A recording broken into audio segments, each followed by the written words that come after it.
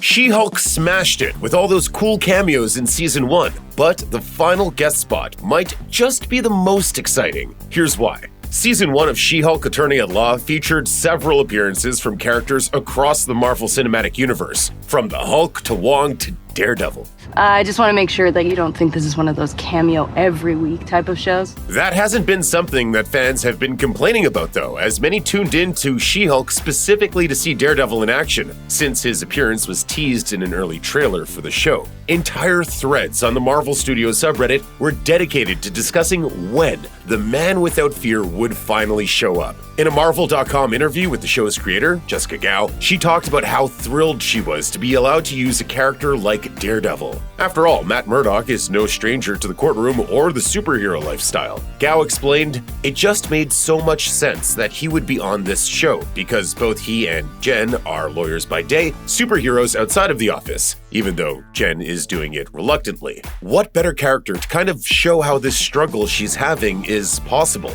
But while Daredevil may have been the focus of many fans' attention, the character casually introduced at the end of the She-Hulk Attorney at Law Season 1 finale might be an even bigger deal. At the end of the finale, Jen Walters, her family, and Matt Murdock relish in the defeat of the conniving intelligentsia group. Unexpectedly, Bruce Banner, who spent much of the series in space for unknown reasons, shows up at the family barbecue to introduce his son, Scar. He appears only briefly and doesn't have any lines, but it still opens the door for this character to enter the Marvel Cinematic Universe. In the comics, Scar was canonically introduced in World War Hulk number 5 as part of the plotline where Hulk was banished to the planet of Sakaar. Hulk conceived Scar with Kyra the Old Strong, and the child matured very quickly, becoming a teen in just 1 year. In addition to having his father's powers, Scar also has his mother's abilities known as Old Powers, which include being able to control and manipulate the Earth itself. It's notable that Hulk has already spent time on Sakaar in the MCU, after Thor found him there where he had been spending years in Hulk form, fighting in tournaments held by the Grandmaster. Not much is explained in the brief scene introducing Scar,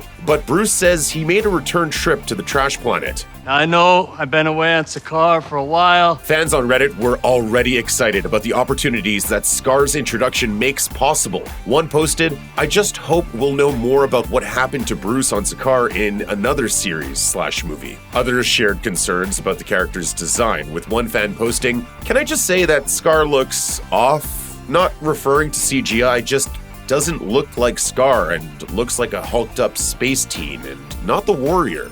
If Marvel decides to redesign the character for future appearances, it would hardly be the first time that happened. But misgivings aside, it's likely that Scar will appear again in the future.